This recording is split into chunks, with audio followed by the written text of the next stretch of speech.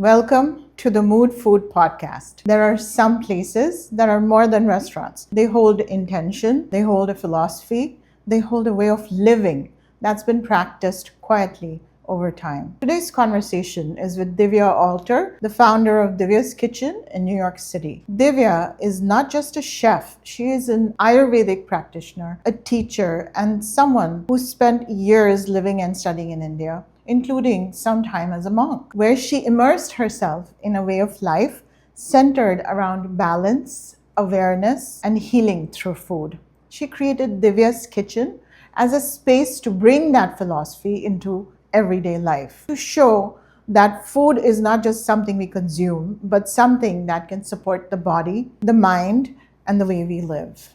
At a time when so many of us are navigating stress, inflammation, and chronic health concerns, her work feels especially relevant. And yet, this space, built on intention and care, is now on the brink of closure. In this episode, we talk about her journey, her philosophy, and what it really means to see food as medicine. Not in theory, but in practice.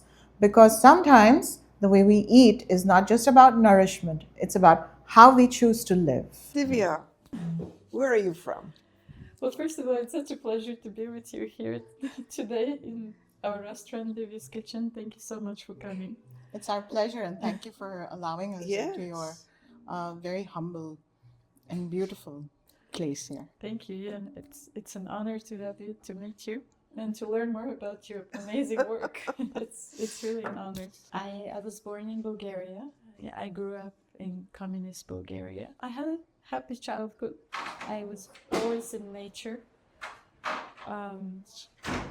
Since early childhood, I developed deep love for being in nature and everything natural.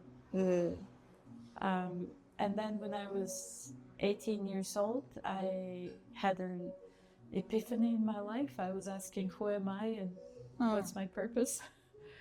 And I decided, I got in touch with Indian philosophy. I started reading the Upanishads. Upanishads, all wow. books. Mm-hmm.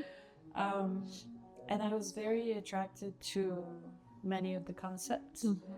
And I decided to, instead of going to college, I decided to learn yoga and join the only yoga ashram in my hometown. So at that time, the communists just broke. So everything spiritual became legal, Right. and we could freely practice yoga. And yeah, my life changed since then. Oh, This that's is honey. This is local honey from Hudson Valley. So you were exposed to studying the Upanishads. Yes, and then I really absorbed. I led a life of a monk for about 15 years. Wow. Very simple life, not married. I was just fully absorbed in study. You know, in Vedic culture, you have the brahmacharya. Of course, the Right. brahmacharya. So I was just going through similar training, and Was that here or? that was in Bulgaria. Then I was in Sweden for a few years, and then I moved to India. I lived in India for 5 years. Okay. Where? I was in Vrindavan and also in Navadvip Mayapur, close to Kolkata. And as soon as I stepped out of the airplane in India, I was like, I've been here. This is so familiar. Yeah, yeah. So I always tell people, my friends, that I was definitely in India in my previous life. Everything is just so familiar. This life feels like a continuation. Reincarnation. Yes. Yeah. So what I've, a part of spiritual practice is to understand who we are and our purpose in this life, our swadharma. So over time, I embrace my God-given gift as a healer, and I was especially drawn to using food as medicine. Yes. And yes, I've dedicated my life to learn, to study, and to also offer people very healing, very medicinal food.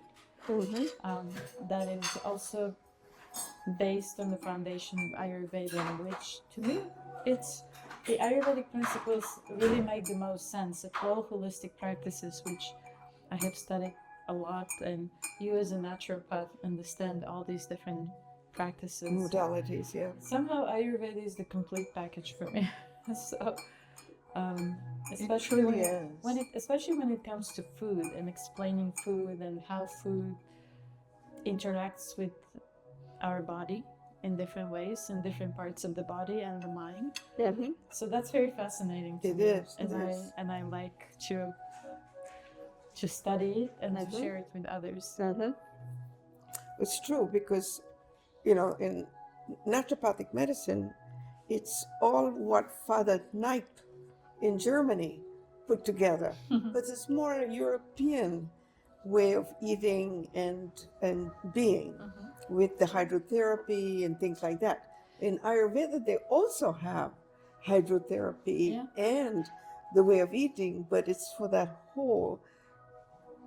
For that region also. Yes. Whatever herbs and Correct. foods are available. Correct. So that's what I love about Ayurveda. People often think that, oh, this is from India, so it should be all Indian. But the principles of Ayurveda are universal. Are universal. And one of the main principles in terms of food and herbs is to use what's grown locally. Correct. So when you say that Dr. Knipe, K-N-A-P-P. Oh, Knipe, okay. So yeah, he was just using whatever is available locally, Right. And whatever people are experiencing, whatever their needs are locally, Correct. and designing therapies for that. That's Ayurveda, even if it's in Yes. Germany. Yes, no, but that is the thinking. Even in different countries, in those days, it was local. Yes. It was all local, and the focus was local. So that is all over the world. Either you're in Japan or China or anywhere. There's local traditional medicine. That's right. Before pharmaceuticals and all that. Yes. Those were the doctors. Correct. Yeah. Correct. And I think it makes most sense because they don't look at you as a disease. They look at you as a whole person Exactly. With- And they treat the whole person. with things that might have gone out of balance, Yes. just to bring that balance back. So I think modern medicine kind of missed that aspect. Not to say that it's not something that offers you a lot, but it's a different way of looking at things. Yes. Yeah. That's what I appreciate too. Ayurveda treats the whole person, body and mind, and looks at the deep causes of the issues, not just the symptoms. Right. And that's what I tell my patients. You're not your disease. You know, because they say, oh, I'm diabetic or I'm asthma or whatever. But I said, no, maybe that's a ticket of coming to see me, but you're a whole person. Yes. You know, so that concept is very much in natural medicine, in Ayurveda or Chinese, traditional Chinese medicine. Just how we discuss it may be a little different, but it's same idea. Yes. Same principle. Yeah. Yes. So what made you want to come to the US after such a profound I know. I was called here to be part of a project. I see. And I was planning to just come for a year. And then in between, I met my husband, who is American. And we decided to get married and just settle here in the States. I was very happy in India. But then, you know, where the heart is. in a different direction. Yes. Yeah. That's And right. And I understand why also, because I kind of see myself as a messenger of Vedic knowledge, and whatever I study and practice in my life, I see that one of my roles is to be a messenger of that great knowledge and practice. And my teachers always stress not to dilute or to change or to just for the sake of making it popular. So I try to present authentic knowledge and to my best ability. But my passion is really food, because I feel that, I don't know what your experience is with your patients. I feel that food is the missing link for almost every treatment modality. We have great knowledge about herbs, Right. about supplements, about medicines, medications. There's a lot of theoretical knowledge about food, but when it comes to the practical application in your own kitchen, this is where people really struggle. And that's why we have this podcast. Yeah. Yes. Exactly. Because that's the bridge that you're just talking about. I would like to, be able to explain or at least bring to people's consciousness that, while we go through our day, every single day without thinking and just acting on, our impulses of, okay, this is my programming. I have to work, or be on the phone or, whatever it is. We miss our link with food. Yes. And we are consuming things that are not supposed to be in our diets even. Yeah. Are we not thinking very often also it just we're not trained to connect the way we feel with what we eat. Right. So that's why my first book I called it What to Eat for How You Feel. because what we eat totally affects the way we feel. Wow, look at that. This is our vegetable curry. Stir from. Oh, okay. Oh, look at that. I love hearing how people Beautiful. discover our food. Yeah. Well, that was quick. This is the sweet smacky here. Okay. Sauteed leafy greens. Hot sauces for the table. Do you like spicy? We have marinated chilies. I like spices. Yes. Yeah. Yeah. Lots of marinated chilies. I Right. cannot have chili. It's too much for me. Yeah. Well, she comes from a different part of India, and I come from the south of India. We eat spicy. Okay. You grew up with it. Yes, I didn't yes. grow up with it. No, that is true. That is true. But you eat spicy anyway. Well, I'm Sindhi, so originally, that's in Pakistan, but Oh, yeah. now. That's where the sign of assault comes from.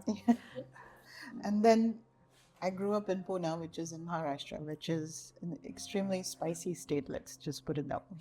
So it naturally is part of my. Yes, and you need it. Otherwise, it tastes tasteless to you. Where do you think digestion starts? And they say in the stomach or this or that, the other. And I say, when you think about what you want to eat and how you feel. All of a sudden, that you start moment. salivating. In a restaurant situation, yes. The problem with, even raw milk is finding ethical milk. Yes. that is the issue. There's a lot of raw milk out there, but finding ethical. What do you raw say about milk. ethical? We never kill the cows. Yeah. And they're always protected for life. That's the idea. One day I would love to have a little farm like this and take care of cows. That's how we grew up. My parents were grandparents were dairy farmers. Oh, wow. So I grew up around milking animals. And they were not offensive, but I developed a love for animals. Yes. When you're spiritual, you kind of develop a love for everything that's living and has life, That's one or of gives the, you life as well. Yes. So what should we go for? So this looks absolutely colorful. Can you talk about the Yes. So we have everything is made fresh with wholesome ingredients. We don't use any canned, artificial, ultra processed foods. We have this joke that we have a can opener, we don't know where it is, which is Thank true. God. It's almost organic. We say it's organic as much as possible, but it's more than 80% organic. And also, the Ayurvedic piece here is proper food compatibility. So Ayurveda speaks about the concept of viruddha ahara, which foods are incompatible for digestion. And in all of my recipes, thank you. In all of my recipes, I apply the principles to food compatibility so that it's delicious, it looks great, but also when you eat it, the food is not fighting in your body. So that concept, I believe, is unique to Ayurveda because the detail that it was described in the Sanskrit text is like, oh my God, it's like so much. Right. But a lot of people nowadays have digestive issues because they don't know how to properly combine food for digestion. So I'm very grateful to be able to offer this. It's also, when you look at the nutritional point of view, you have a balance of carbohydrates with the red rice and basmati rice and spelt crackers. We make our own, we grind our own organic spelt flour with a grain mill. And then we have protein-rich dishes like this is the sunflower. Right. It's a vegan cheese made from sunflower seeds. Sunflower seeds have almost as much protein as beef. Right. They're very rich in protein, easier to digest. This is our sweet and smoky paneer, which we make from non-homogenized biodynamic milk. And we make it ourselves. We don't buy it frozen. And now it's springtime, so you will see a lot of green on the table. In spring, we need more leafy greens, so we have baby bok choy. So this is kale, chard, and spinach, and cilantro mint chutney. So I hope you enjoy it. It's a very. It looks very delicious. Oh my God! The plates are prepared like a Michelin star restaurant. No, I like very beautiful. Our goal is to create a home-like experience, like home away from home with our restaurant. So I kind of played it home style. I like that. I also like the fact that there's color, which is also appetizing to the eye. As you see it, yes, I want that green thing. I want that. I want, so as he was placing it, I was already like salivating. Well, please enjoy while it's hot. Oh, yeah, thank you. And this tea is delicious. Which one is this? I forgot. This is the Peace of Mind tea. Peace of Mind. So it has chamomile, rose, lavender, peppermint, and a few other herbs that I forget. But yeah. Cheers. I'm enjoying my ginger tea as well. Very simple. Usually ginger has a very strong taste, but this is just right. Yeah, with a little bit of infusion of the lemon in there, right? Yeah, lime juice. That's the thing about Ayurvedic cooking is that it's very balanced. Thank you, Stuba. Sophia, friend. You're on camera. Like Ayurvedic cooking, unlike modern Indian cooking, it's never. There's no one taste that stands out very strongly. Yes. So nothing is too salty, nothing is too Right. sweet, nothing is too pungent, nothing is too bitter. So when you have a good balance of flavors. because that's also the brain and gut connection. The 6 tastes in neurogastronomy, they relate to different emotions. Yes. So when you have a balanced meal of taste and nothing is too intense, you actually create more balance in your mind as well. So, and the 6 tastes are? Well, let's see what comes to mind. 6 tastes of food, yes. Sweet, salty, sour, bitter, pungent. Yes. And I don't know what the 6th one is. Think of unripe banana. Oh, astringent? Yes. Yeah. So each taste has its action in the body. So each food has a predominant taste. And just based on the taste alone, it will produce specific action in the body and the mind. That I think also goes for when you're studying the Vedantas. They tell you to eat a certain way, sattvic. Yes. So that your mind is not in conflict with your body. Yes. This is sattvic food. There's no onions and garlic. Yes. I don't advertise that. Yes. But that's, I think you should say that. Well, some people are really upset about it. So, Oh, Well, sattvic is, I say when I'm on my spiritual paths, sattvic food is more aligned with it's me. conducive, yes. Yes. Yeah. Whereas, you have the tamasic or the rajasic Yes. food, which is with the onions and the garlic and all of that, which Yeah. is a different way of being. Yes. Yeah. There is something for everybody. Correct. So you're saying dig in. Please dig in and enjoy while it's hot. I need This is some a greens. serving spoon. Oh, gosh. I want to thank you for sharing your journey with us. Oh, yes. So I'm just thinking in a thali, you would have these little katoris with Yes. different foods, Yeah. different maybe tastes. Yeah. So we don't serve thali. We are not an And, Indian but, yeah, restaurant. right, We right, don't- right. So with But that's what intrigues me. How do you apply Ayurvedic principles to food that's coming from the rest of the world? that's my passion. I really like doing that because by definition, Ayurvedic food is local food. So when you go to Italy, are you going to ask local people to eat khichdi that No. they never grew up with? No, They don't know what they don't know what it is, yeah.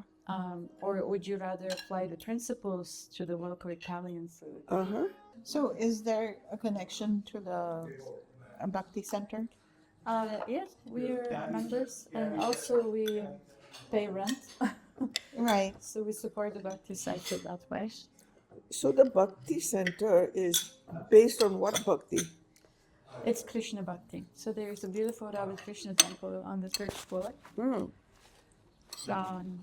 It's like ISKCON, but it's not officially ISKCON. That's kind of what I wanted to ask you. Yeah, it's there. It's their own entity. It's yummy. Nice texture. Different flavors. Yeah, for dinner, if you come for dinner, sometime we offer delicious lasagna. Our lasagna is very popular. Wow.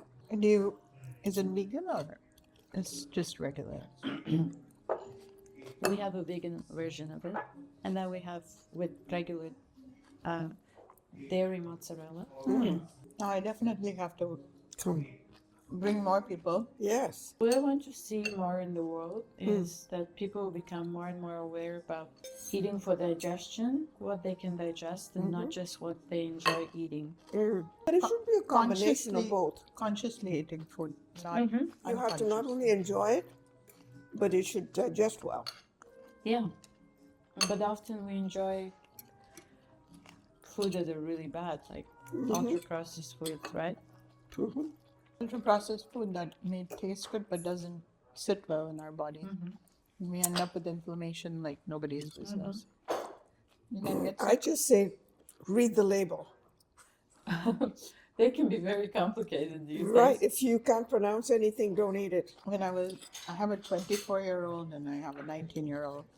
So when I was raising my kids, I wanted to make sure they understand the value of food as they were growing up, because once you're in college or you're going outside, Also very good.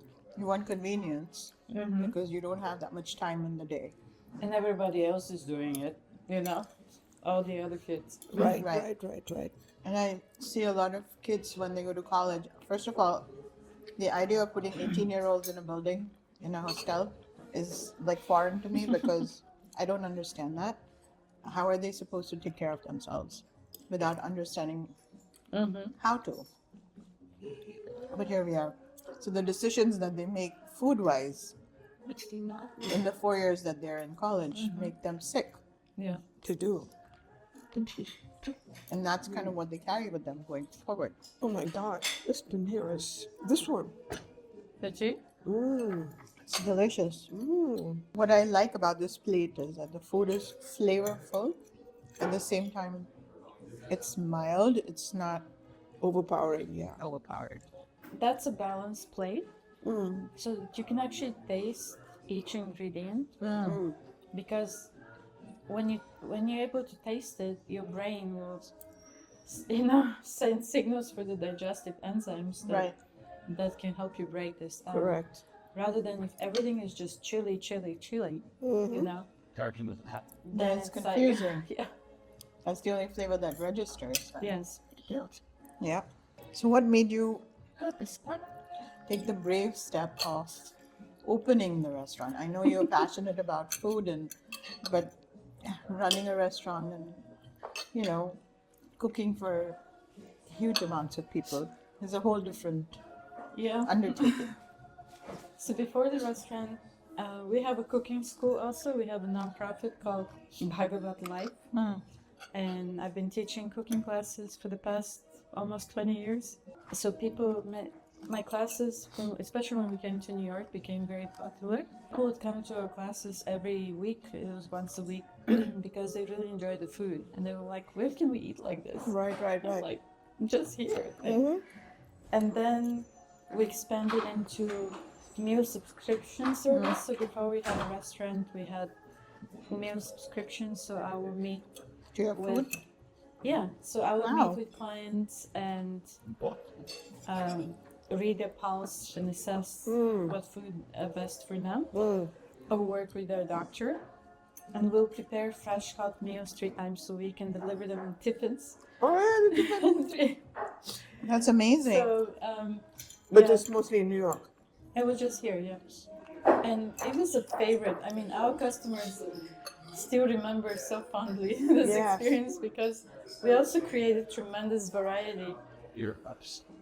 But then we needed to move to a bigger facility, and then the building offered us Space. the leadership offered us the space, opened up, and they said, "Why don't you open a restaurant?" Yeah. And I was like, "I've never been in the restaurant. It's not having a restaurant. Being a good cook is not enough to open a restaurant. It's a whole business." So luckily, one of our clients, he was a very expert restaurateur right here in this Okay. area. Oh, wow. And he said, if you want to open a restaurant, I'll help you. Adam is his name. And we said, okay, let's do it. But we started with, we only had like a couple of months to fundraise because we had to renovate it. It didn't look so nice.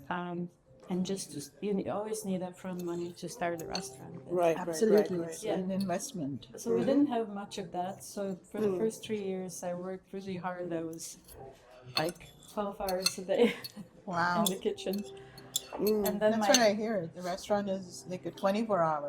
you have to be built to do this work. It's Correct. very intense physical work. I'm not built for it, and my health went down, like pushed myself a little too.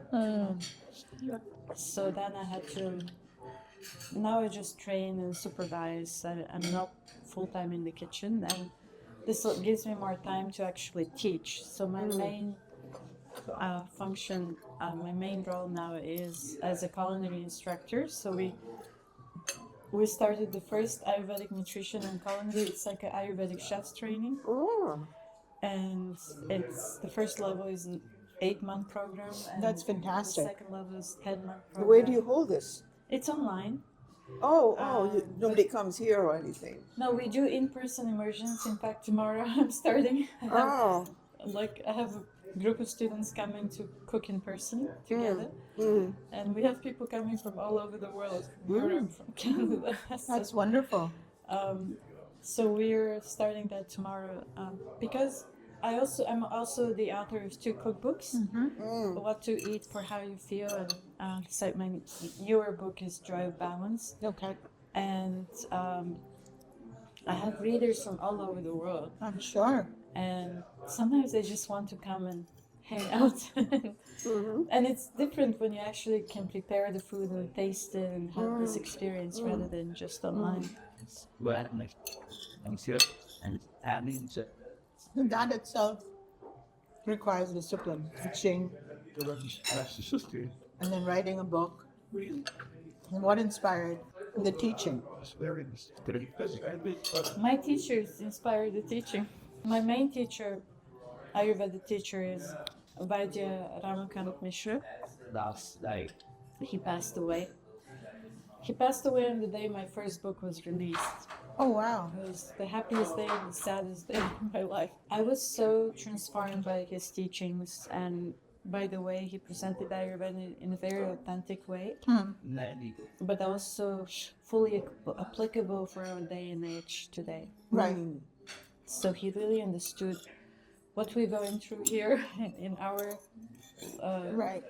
environment, and then what will be the best practices that we can apply without diluting your knowledge.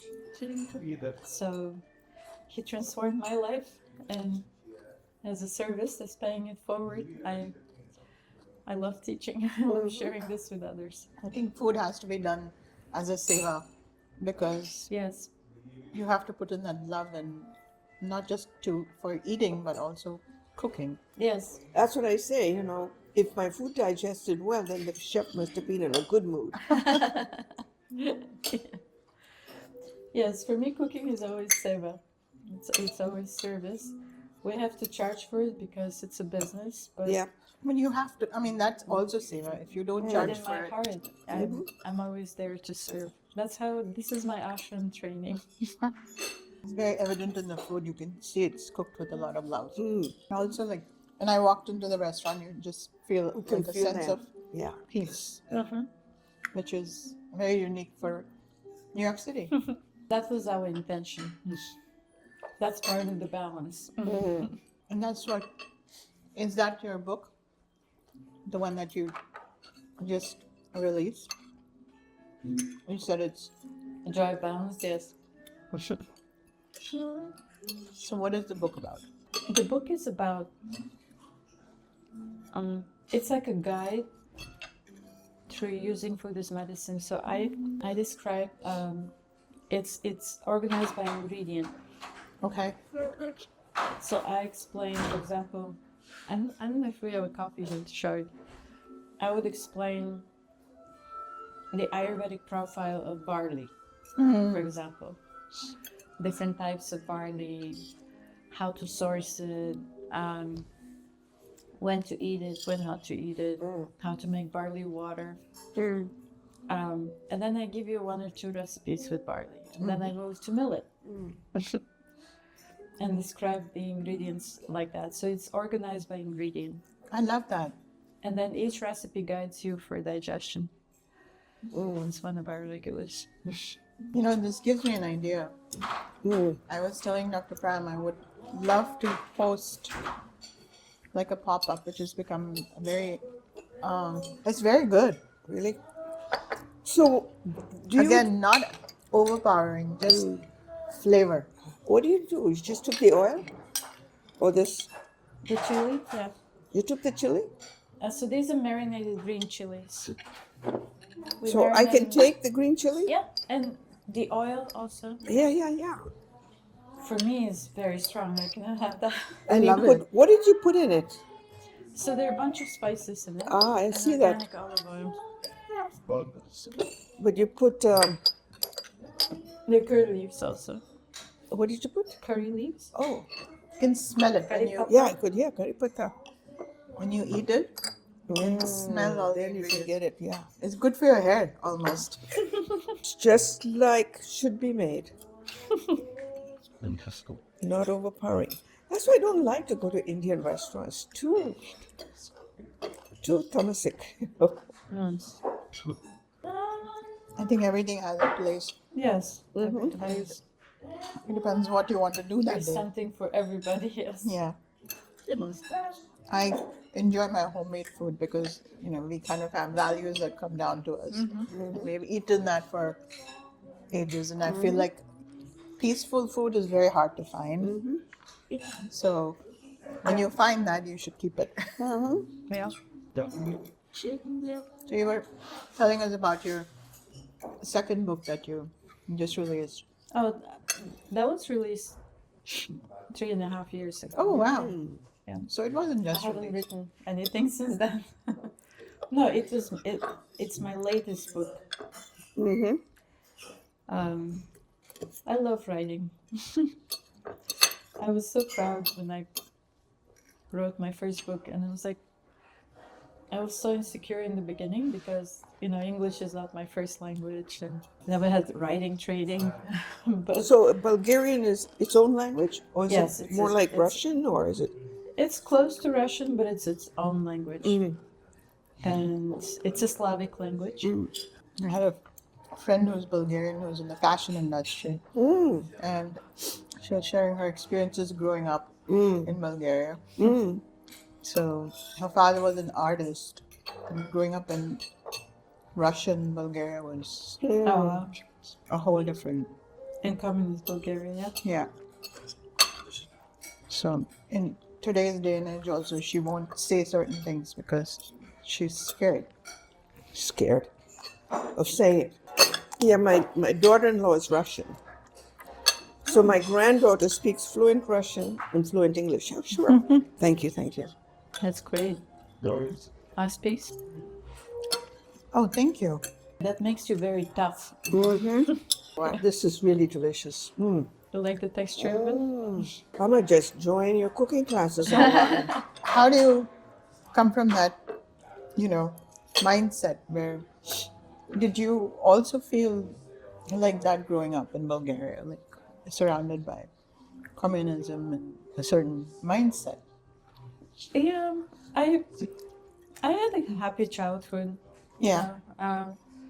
We were very limited, like in terms of when I think about the food we ate. There was not olive oil. I didn't know about olive oil. Right. There was just sunflower oil. There was one brand of everything. Right. Right. And No options. Like in the US, you have options for yeah, so I everything. didn't know Indian. I didn't grow up Right. with Indian food because there were no Indian restaurants. Right.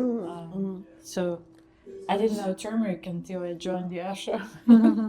It's like, It was not part of your surrounding, essentially. no, but at the But it's same, heavy in dairy, right? yeah, beautiful dairy though, really amazing dairy. This was before all the chemicals. And red meat, I guess.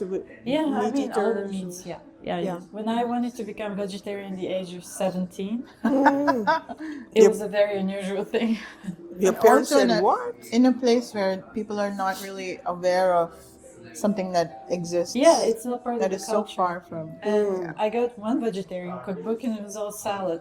And I was like, so I have to eat salad in the rest of my life. Well, that's what people think, the vegetarians eating just salad. Yeah. But it isn't. So how was that journey, essentially? Well, Are you listening? That's not right.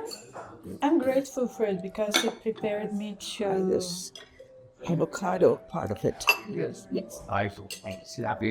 It gave me strength. It prepared me to not to be afraid of adversities, and also. So, One thing I had to learn after was to learn to express myself because we were not allowed That to is such express a big deal. yeah, just to be different, and that was you had to be careful how you do that. Were you the firstborn? Yes. so, So sitting there. I'm grateful for every part of my journey. And now when I go back, I need it.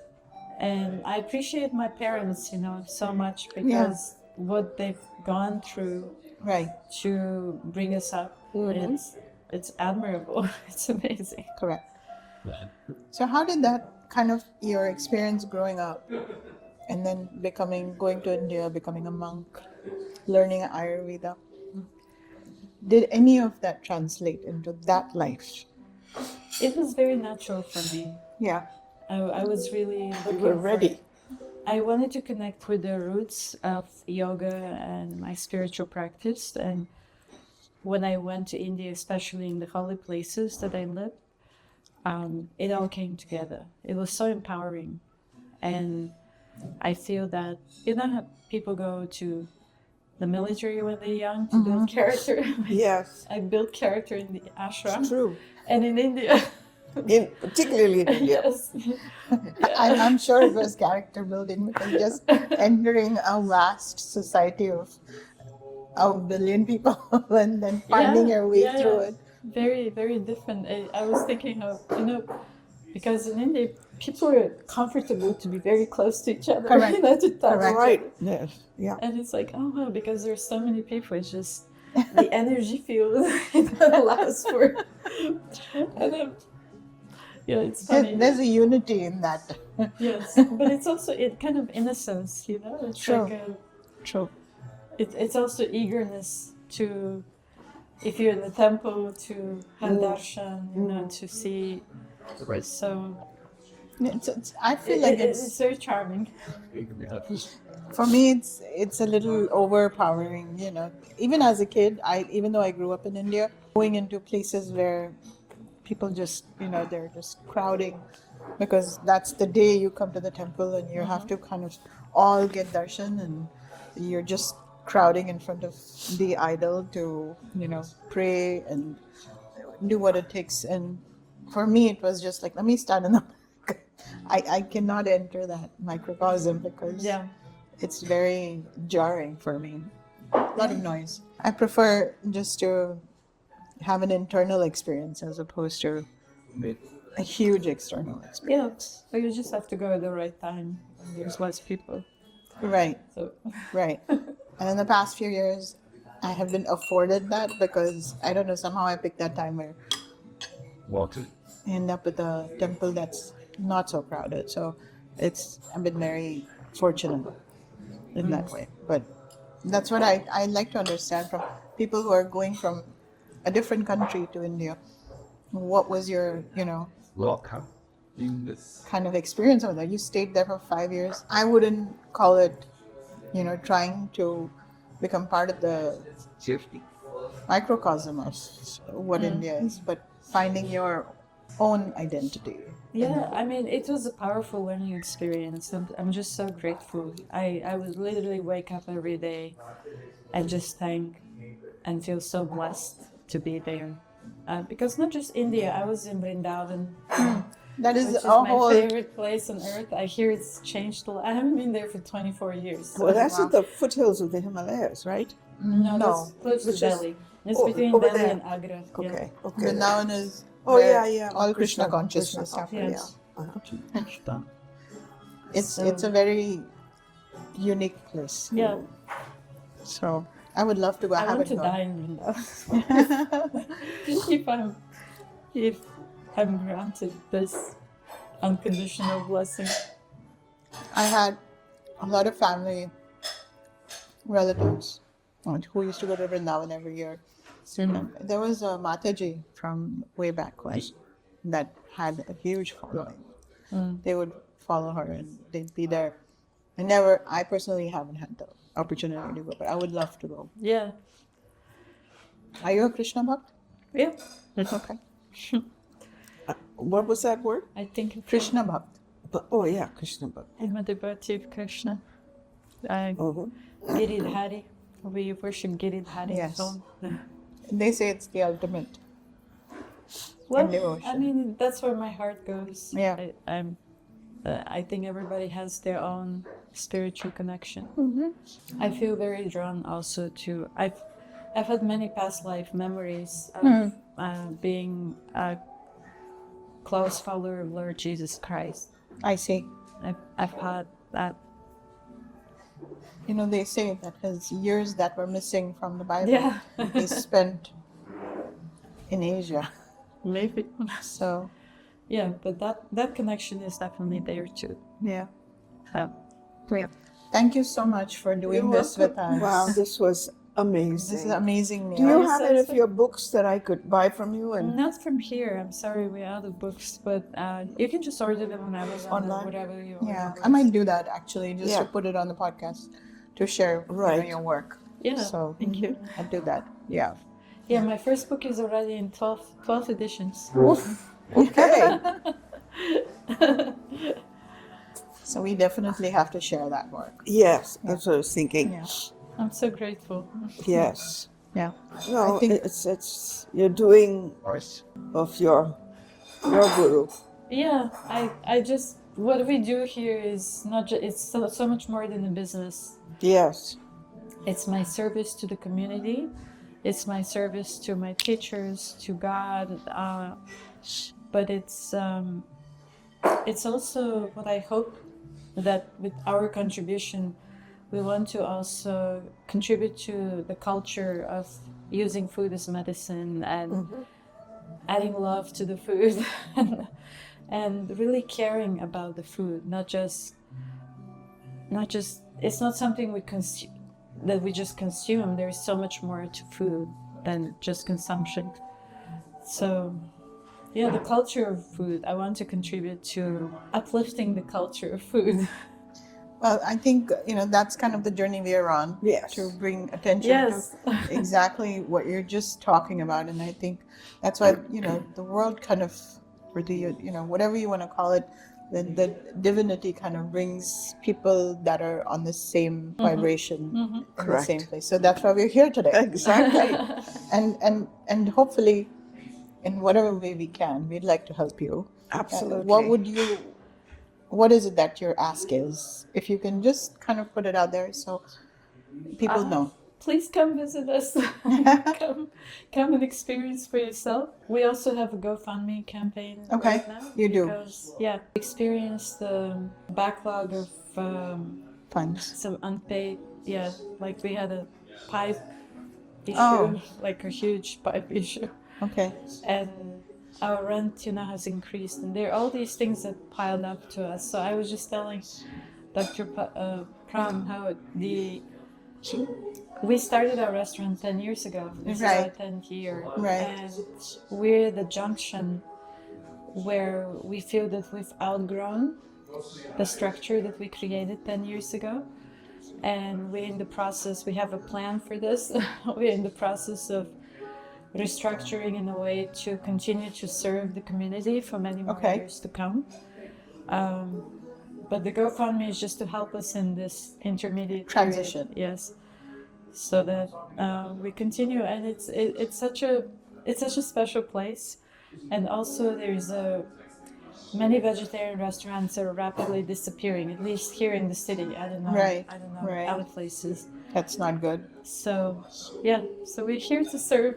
I just need a little support at this time. Yeah, definitely. I think We should put that out there. we will put that out there. Yeah, We'll also share the link. We went over a halfway mark.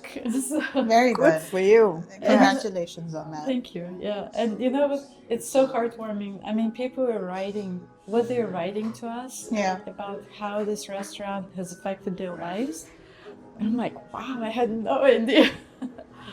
So I'm very grateful. Yes. I hope you feel good afterwards. I'll give you a few. I'm sure we will. Oh, perfect. It's so light I can It's nourishing, It is nourishing. but I think I'll just take it it with this doesn't make you spoon. feel heavy afterwards. So what does phase 2 look like for you? We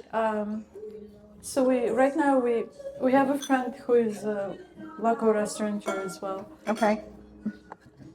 and he's helping us with restructuring the operations to I see. reduce costs and also to bring. So we want to bring in specials. We haven't been able to do that so far because our staff is very small right now. Got it. But with him, we have a way to bring in specials, Okay. which is really exciting to me. I've always dreamt of having a restaurant, Oh yeah, but my husband keeps saying, "Are you crazy?" it's a lot. It's of a work. lot of work and commitment, and And so I keep quiet and I keep moving. But then I feel like that's why I started this podcast because how do I do this? we've had journeys, but I definitely want to, that's my effort is, I think it's also my calling to bring attention to food like we used to eat before, not, Before ultra processed foods. before ultra processed. Right. Yeah. Oh, that's honey. Well, when my That's grandma honey too, used to right? cook, or That's my chili. mom used to cook Oh, in that's India, chili. no, my grandma used to explain to us about the ingredients and how every different season you ate differently. Yeah, because different things were growing also. Correct. Also, So right at different times. now we live in a global economy. We can get every ingredient from all over the world. Other part of the world. And So fascinating. Throughout the year, you can buy, like okra. Really? yeah, in the middle of the winter. Well, I mean, I remember my mother the guy would come from the village in his big basket thing on his head, Yeah. and he would bring it in, and it was all from the farm, fresh from what he had Yeah. harvested that day. Yeah. And she would just buy. She knew exactly what we wanted for breakfast, lunch, dinner. Yeah. Every day he would come with fresh vegetables. Yeah. I mean, And then the milkman would come. milkman, the bread man, everybody. You know, it was just like she was like, okay, next the dudwala, you know, the guy Yeah. would come tick tick tick tick in the morning, early in the morning, Yeah. So and we would make our own yogurt and everything else. Yeah. I was just saying to her that at least in the South we finish our meal with yogurt, or buttermilk. buttermilk. Yes, Yes, the buttermilk. Yeah. and I would do it with salt. Yes, little cilantro, toasted Yes, cumin. yes. We And make- then it was like, you know, the churning of the yogurt to buttermilk is this way and this way. Yeah. Because the energy changes. If you just do it one way, Right. Yeah. you know, but you have to do the other way. And I was thinking about that. And you don't throw it into a blender, you know, because Yeah. that goes only one way. And the art of doing this actually makes it frothy and nice. Yeah. Right, So I do that myself. Yeah, I do that too. Please enjoy. Oh, Thank you. good. We have a product line also with products, Ayurvedic products. What is it called? It's called She's got it. Divya's. Yeah. So if you go to our website, you can see we have I s- kitchery packets. They're in 50 Whole Food stores. Oh, There's Yeah, I one see in that. Stanford, Connecticut. Divya. It says Yeah. Divya, right? Divya's. I know that. Yeah. That's you. Yeah. I was buying this. I didn't know it was you. Wow. Now you don't. Now I do. I created them. Yeah. Now this is carob. This is carob with coconut sugar and einkorn flour and coconut oil. All right. Here you go. It looks like chocolate cake. It does. I kind of imagined it when you were describing it, but it looks much better than that. What is it sweetened with? Coconut sugar. Sweet. So it's low glycemic. What do you think of monk sugar? Monk, I asked my teacher about it, and he said as long as it doesn't have the preservative in it. Oh yeah, the erythritol. Yeah, That's yeah. the alcohol. Yeah. Otherwise, he was okay with it. Because it doesn't increase the glycemic index, Yeah. This is delicious. isn't it? Very delicious. It's such a simple recipe, but I have to get the cookbook. This is ridiculous. I can't believe I don't so have it. most of the recipes on our menu are in my cookbooks. That's why I was asking. You have a book? Yeah, so I wrote my first book because after teaching for a few years, there would be students coming every single month to learn seasonal cooking, and I had to create so many new recipes because I had repeats. And then they would, at the end of the year, they would come and they would be like complaining. I have so many files and papers from you, and my folder is falling apart. Can you just write a book? The perfect end to a perfect meal. Thank you. Wow. Beautiful. It means a lot. Thank you. New York City has a younger crowd that comes in. They're interested in vegetarian and vegan cuisine, but they want a community experience, so to say.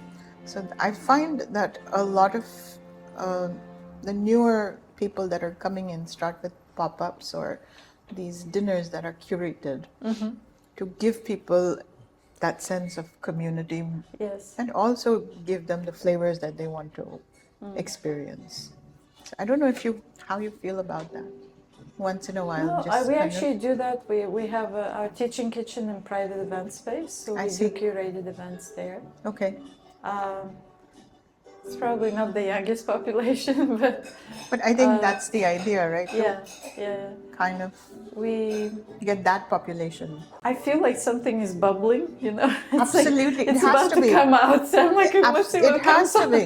It has to be. So I'm just waiting to see, What comes out and of I'm this? here to serve, you know, whatever it is. I love that attitude. Yeah, I mean you can't fight it, so we just No. You embrace it. yeah, exactly. That's it. Yeah, and flow with it. I think that's the hard part. I'm experiencing a transition in my life, and I'm finding it very hard to go find that flow or acceptance. Yeah. Looking at you makes me feel Well, like, that's when the real shift happens, right? So, Yeah. and I think that's part of the lesson also, is to learn how to flow. This is our head chef. You can film him. Hello. This is how Chef Alberto. hi Roberta, how are you? How are you? Good, thank you. That was delicious food. Thank you for feeding Oh, us with so much love. That's great, thank you. I appreciate Yeah. it. The kitchen runs because of Chef Alberto, and he's just, you can see how he's It's making a He's- beautiful. making the flour on the Oh. avocado oh, dip. the flower. That was fabulous. Look at that. Good to go. Very crafty. Pistachio fudge in the making. So Pistachio fudge. this is a dessert we Oh serve. my God. So we cook pistachios in almond milk for about 2 hours. We cook them down until they making become mithai. very thick. Yeah. Wow. It's And a then you small become kitchen. like, These are the chilies that you really like. oh, yes. So we saute these chilies and then we marinate them in organic olive oil. Beautiful. We make our own spice blends. We grind our spices fresh and we use them within a few days.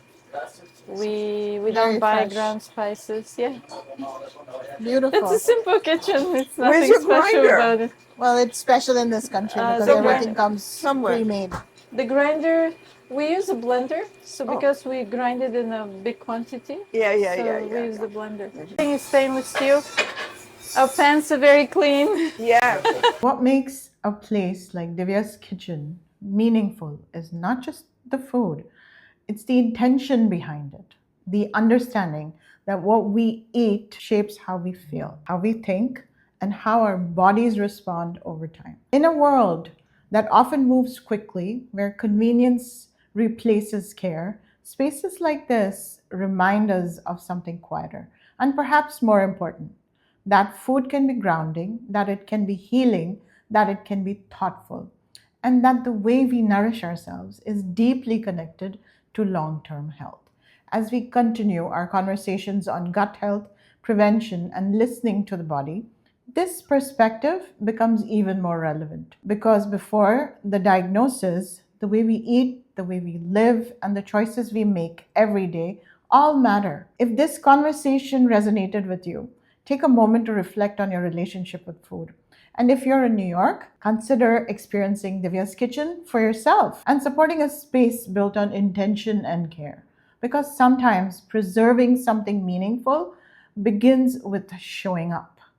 Thank you for listening. If you liked this episode, please share, like, and subscribe. Thank you.